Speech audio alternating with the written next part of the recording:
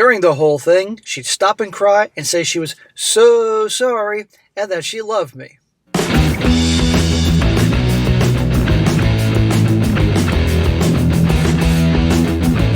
Welcome back to They Did What? Your source for the internet's craziest, most entertaining stories, where I go over them, analyze them, and most certainly make fun of them. Today, we're covering part 16 of my favorite long-time story in this channel, which is titled, While Wife Thought Her Affair Was Going Unnoticed, Husband Was Playing the Long Game Preparing for War. And I don't need to recap, you all know what's going on here, but let me tell you guys, this episode is definitely going to get your money's worth. This is drama-filled.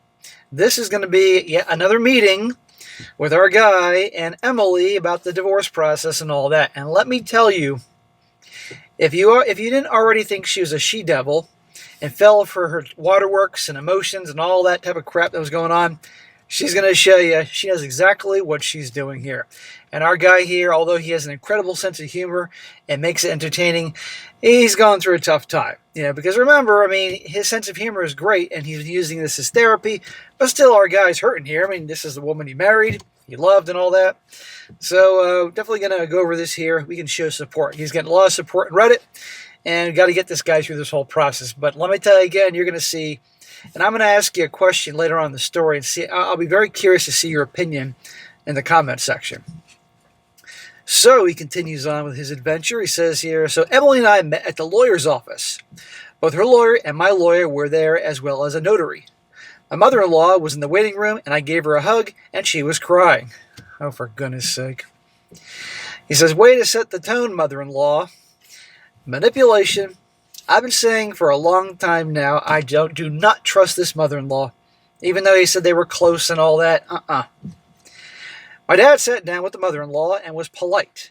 They never really hung out together, so it was not an emotional meeting for him. Just awkward as hell. I left him in the waiting room sitting there. While we were waiting for the notary to come back from the restroom, we were all standing around awkwardly in the conference room. Because yours truly can't stand uncomfortable silences, I asked Emily if she wanted to leg wrestle for the air fryer. Didn't land. She looked at me like I just flung a turd into the punch bowl and screamed, "Suck it, nerds," at some funeral. Emily and I were in the conference room signing papers, getting them notarized, and she was crying, but not heavily crying. Okay, she's improving. Crying, not heavy crying. Not going full Tuscan Raider and that type of thing. I was keeping it together like a big brave boy, quietly shooting my marriage in the back of the head mafia style in between the chunk of a notary's stamp. Once the legal stuff was handled, I signed the separate agreement, $7,500 in exchange for meeting with Emily 1 year post-divorce. Remember in the last couple of videos, guys, they were trying to work out terms and everything like that, and one of them was that he would agree to meet her 1 year after the divorce, and no matter what, he'd get paid $7,500 to do so. And many of you guys were like, that $7,500 isn't worth it, let him move on. Well, my lawyer had vetted it, no downside. 1 year of no contact, then a meeting, mediator required, therapist optional. We'd show up, try in good faith for a couple of hours, and then part ways. If I skip or ignore it, I get nothing. Unless this guy's hard up for the $7,500, he really needs it, I'd say the hell with it. I know some of you are like, $7,500, who cares? Just sit there and listen to the bitch for 2 hours. No, this guy's got to move as far away from her as possible, but if he needs the money, he needs the money. I wanted to put down that I should get cash in $10 bills in a briefcase like a drug deal in the old movies. Then it was time for the most brutal fucking chat of my life. Okay, here we go. Emily had some papers that she was reading from. She handed over a manila envelope that she said was a copy of what she was about to read to me. Stop right there. I would be like, I gotta wonder, knowing what I know is coming, guys, is this necessary? Was this part of the deal for the, to get all the paperwork signed to listen to her fucking bullshit here? This guy should, if it was, like it wasn't a requirement of this, he should have saw right through and said, nope, don't want to hear it. Well, here we go. During the whole thing, she'd stop and cry and say she was so sorry and that she loved me. Well, they all say that. At one point, she put her head in her hands and cried for a bit more while I was waiting awkwardly. Okay, and the Golden Globe goes to Emily. I'm also paraphrasing a bit after the facts, so the meeting took longer than it seems here. She started off by saying that she will love me the rest of her life. Bullshit, she never did love him. That she'll never forgive herself for hurting me. Bullshit, she doesn't care. And she'll work on herself in order to be a better person. Fat chance. A lot of it echoed with what the father-in-law told me at the driving range. That was in the last episode, guys, in case you missed it. This time it felt more real.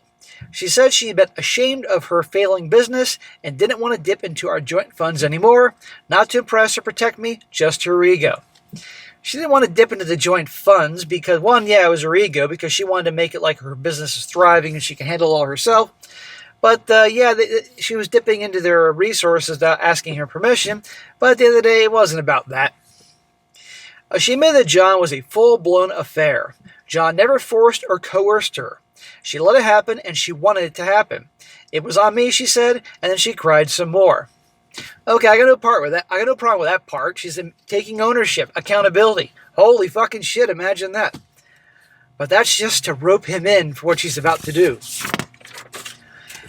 She said that John helped her with her business and gave her the credit card. He basically seduced her with his charm and the fact that he took her to all these super exclusive and expensive places, and she willingly allowed herself to be seduced. It's not an excuse. Yeah, it's not an excuse, but it is an excuse. She starts off saying how he seduced her and all that.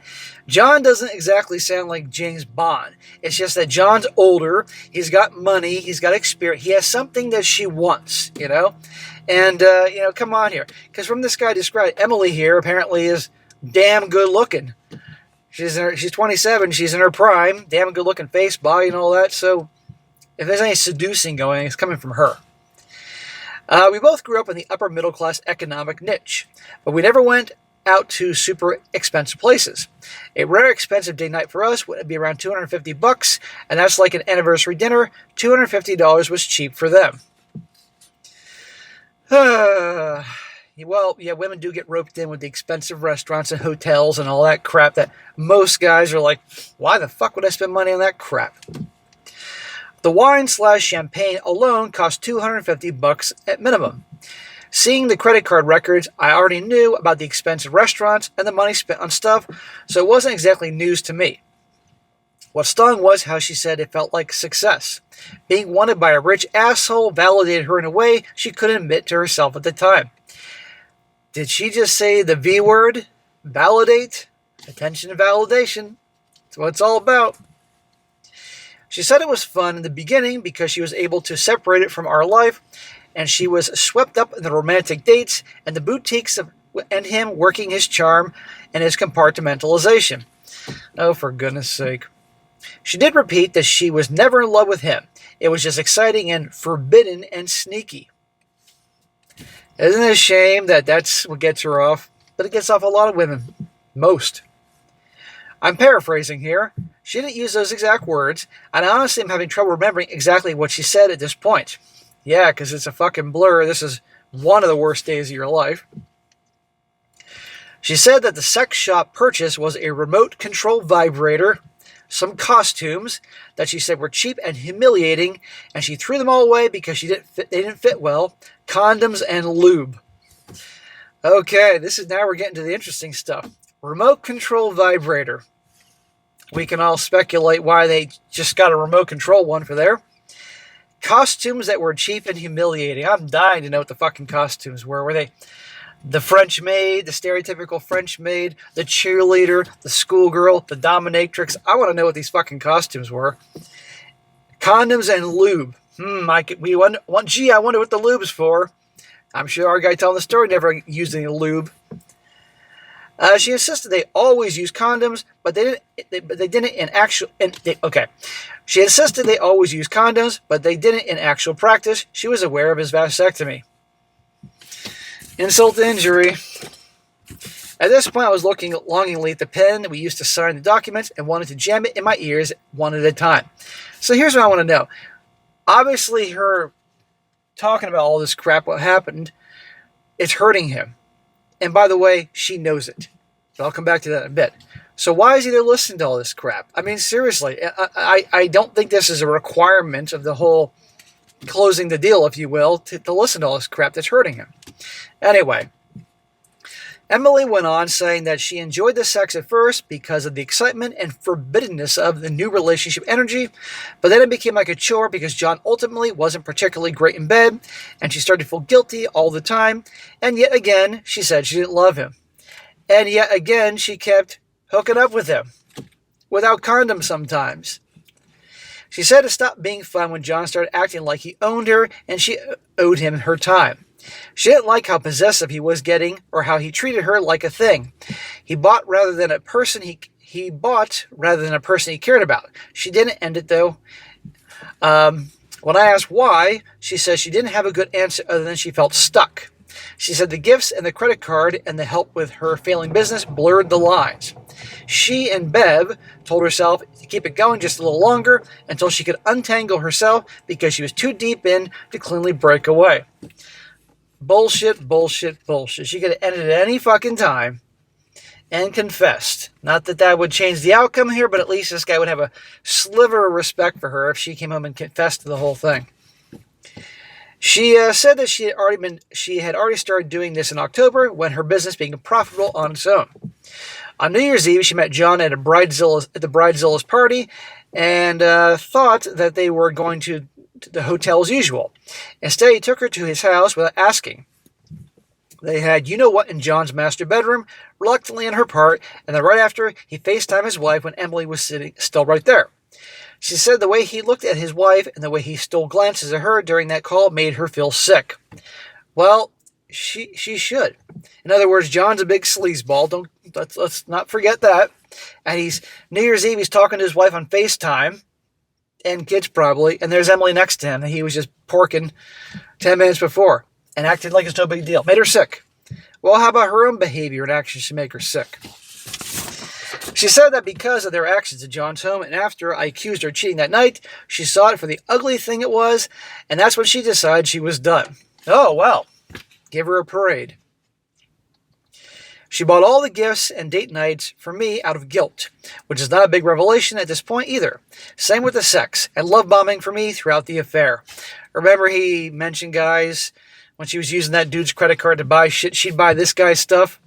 And love bombing and the hooking up and all that, keep him distracted, you know. And then she decided to get specific. Now, listen to this. He says, I will not repeat what she said. I won't put those words in writing. Just know it sounded like she was reading from the script of a low-budget porno shoot. Every word shredded me, hearing what she let him do to her. What she chose to let him do, like being erased. Like our sex life had been overwritten by some horrific BS. I don't know why she thought I'd want to hear it. I've since learned that it's part of a radical honesty in reconciliation. I guess nobody told her that reconciliation requires consent. I didn't sign up for that, and I didn't agree to this. Well, I hear you, man, but why'd you stay and listen? I guess he was like shocked and couldn't move. After a bit of her reading that nightmare out loud, I was done. I was looking around for another lawyer's trash can to throw up in. At this point, I couldn't hear anymore. I felt like this balloon of ice cold water exploded in my chest, and I started breathing heavily. And I just had to get the hell out of there. I ran out of the lawyer's office with Emily crying hard, like she was surprised I didn't want to sit through this shit. So I'm going to stop right there. And I got to ask you guys, well, okay, in my opinion, I 100% think, believe, and feel that all this was on purpose to hurt him. She knew darn well her reading all this crap and getting into specific details of what he wouldn't write. He didn't want to get into the really dirty porno stuff that she was saying. She knew that would hurt him, even though he was ending it with her. And I think she was doing this as like a punishment. Like, he wouldn't reconcile with her. She didn't get him back, so she's going to get one more time to get even with him, even though she's the one in the wrong here by saying all these things that she was doing with that guy, which I bet you a lot of it she wouldn't do with him, just to hurt him. And right here, Guarantee, so I want to know in the comment section, do you think she did that on purpose as a final FU because God forbid he wouldn't reconcile with her? I think so. My mother-in-law called after me, and my dad scrambled to follow me like, oh shit, he's leaving. I didn't wait for the elevator. We quickly moved down the stairs, and I got in the car, and my dad drove me home. I was shivering uncontrollably the whole drive home, teeth chattering. He turned the heat up all the way, tunnel vision. I couldn't catch my breath. Dad wanted to take me to the ER, but I told him I wanted to go home. So this guy's having a full-on, like, fucking panic attack and chills and all that. I've had situations in my life sometimes where I was so stressed out, like, yeah, you feel like you're going to freaking die. Or you're cold and, you know. When we got home, he gave me a hot bath. Oh, okay. I was so out of it. Imagine giving your 30-year-old son a hot bath. All I was missing were my rubber ducky and Transformer action figures. Hang on. You do not bring Transformers action figures into the fucking tub. Anybody who grew up in the 80s knows that you have your Transformer action figures when you're watching Transformers on your TV. As an 80s kid, I gotta point that out. Okay, our guy's having a bad fucking day here. Yeah, this is extreme, but he's losing it. In fact, he's losing it more than probably when he first found out.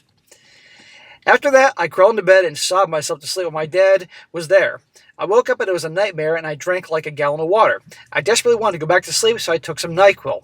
Well, that'll knock you out. He says, this is the second worst day of my life. It actually sounds like the worst fucking day of your life. Yeah, guys, people handle panic situations in different ways, but goddamn, I'm glad his dad was there for him. And what do you bet the mother-in-law knew she was going to do this? Think about it. Do you think the mother-in-law didn't know that she was going to read all that shit to him? So I don't trust the mother-in-law. So my understanding, which is flawed, I'm not a lawyer, is that there's a 30-day waiting period. Then the Superior Court reviews all the documents, and then it all goes over to the judge who reviews and signs off on it. I guess he means the divorce. It should be mid-July at the minimum, probably well into August. Depends on how backed up they are. I don't care to hear any more Emily's statement. I don't know why I heard any of it. I don't see how it matters at this point. Just the details I heard was bad enough. She started reading it off quickly like she was galloping through it to get it over with. You know, the monotone reading voice, but quivering. Papers held in front of her with her face up against like she's hiding. Yeah, whatever. She knew what she was doing. I'm really feeling depressed. Loving Emily is like this terminal habit I have to break.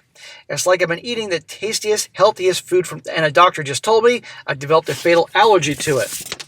I can't eat it anymore, but nothing else appeals to me, so I'm just going to starve. I don't know how to not love her. I just have to learn, though, so I can have peace again. So remember, guys, throughout this whole journey here, as funny as this dude is and how he's been handling himself well, he was with her. He was married 7 years. That's not a small amount, not these days. Obviously with her before that. So a big chunk of his life he was with her and really believed he was going to be with her probably forever. Have kids, who knows? So understandably, it's a roller coaster. I know a lot of you guys are like, what? You're still in love with the bitch? Yeah. But he sees her who she is. My therapist mentioned medication. I don't want that. But I might have to. Everything feels like heavy lifting to me. Even merely existing, I fucking hate this shit. I need to take my own advice and start doing some intense exercise. I know that's all. It's in a natural mood elevator. Endorph it. God's sakes, brother, yes, go to the gym. Do some kind of exercise. Even if it's walking down the street. Anything to get yourself moving. You will feel better. The problem is, gents, and I'm sure some of you guys that suffer from depression know this, is getting yourself to the fucking gym or to get up and put your sneakers on and go for a walk. That's the hard part. Because when you're going through a bad depression, you don't want to get out of bed. Sleep is the only peace you have from the chaos that's your goddamn life. You know, but got to do it. And you will feel better exercising. I decided to start going into the office to work. I don't want to be alone with my thoughts for a while. I'll take breaks and go somewhere private if I feel the feelings I need to. Emily and her family are officially no contact with me. If they break no contact, I can prove it and they get $7,500. Dude, you're getting your $7,500. There is no way after all this crap that Emily or her mom isn't going to break and reach out to you. I guarantee it. But that's so far off my goddamn radar right now, then it's a different time zone to me. I guess I'll update again when I have the official divorce papers, or whatever it's called, in my hands. Until then, thank you. Everyone here, I don't have the better words than that. I wish I did. When I get my feet under me, I'll try to keep the karma train rolling and share with people in the same situation. Maybe answer some comments. For now, I want to go out in the garbage, grab a hammer, and slam it in my skull until I forget my own name. I feel so goddamn tired, man. And that is the end of, what the hell are you, part 15, 16? I forget this part. What the hell did I say in the beginning? Part 16. Well, guys, I stand by it. We're going to be on part 25. Some way, somehow, the drama is not going to stop. Emily is not going to be able to resist reaching out to him, or somebody's going to reach out that she's... Remember, she's in an outpatient program. Soon she's going to be an inpatient program. I'm waiting for that. I'm not saying I want it to happen. I'm just saying it's probably inevitable. There's going to be more shit along the way. And I'll be here to report that. So anyhow, guys, give this guy, show this guy some love. He's going through a hard time. My God, it's been a journey. I wish this guy the best. And for all you guys, and maybe any of you guys out there in the world that's watching this series and maybe dealing with something similar, get help. Get help if you need it. Be with people who truly care. Exercise. Get out there. Don't lock yourself away in your apartment or home. That's the worst thing you can do, and take it one day at a time. All right, guys, that's it for today. Be sure to comment down below. Let me know what you think about this. And, guys, you got a good story to share, send it my way. strongsuccessfulmail@gmail.com. And if it's a good one, I'll cover it. This goes for stories here on this channel, shorter stories that I can do on my other channel, Hit the Bricks, which you should all join because it's shorter stories, and my regular channel, Strong Successful Mail, which is primarily for your own personal stories, personal questions, or news articles. And be sure to like the video, share it with your friends, and subscribe. I'll catch you next time.